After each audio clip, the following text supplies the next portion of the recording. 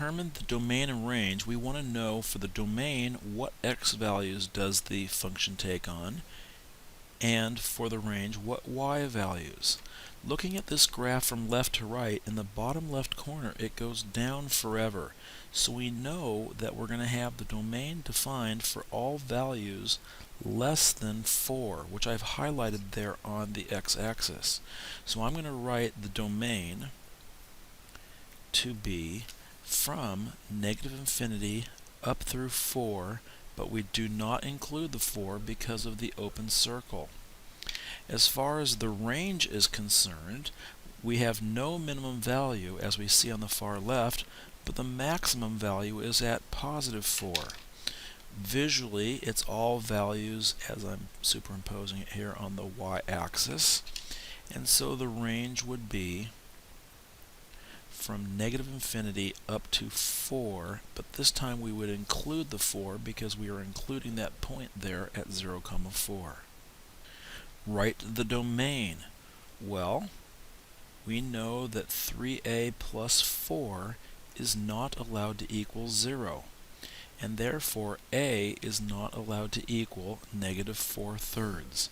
In interval notation, we would state that the domain is in the interval from negative infinity up to negative 4/3, which we do not include, or in the interval to the right of negative 4/3. So we unite the interval from negative 4/3 to infinity.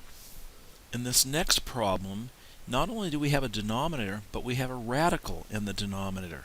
So it cannot be 0 because we would be dividing by 0, but it cannot be negative either.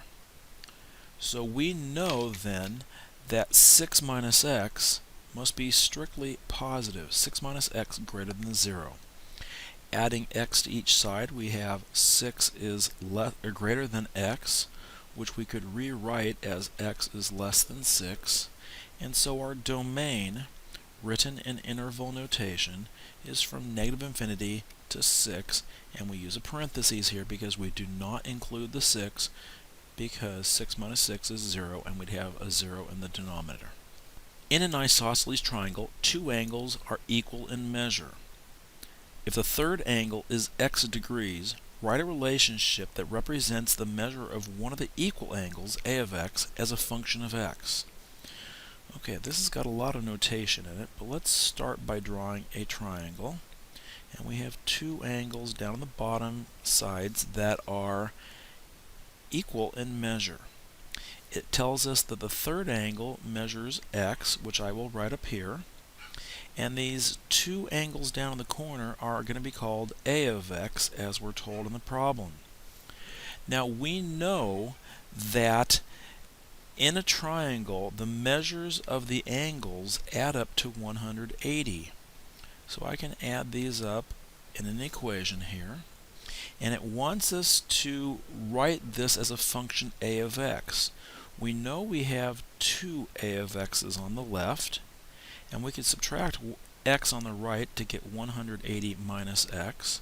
So our expression after we divide by 2 for a of x will be 180 minus x all over 2.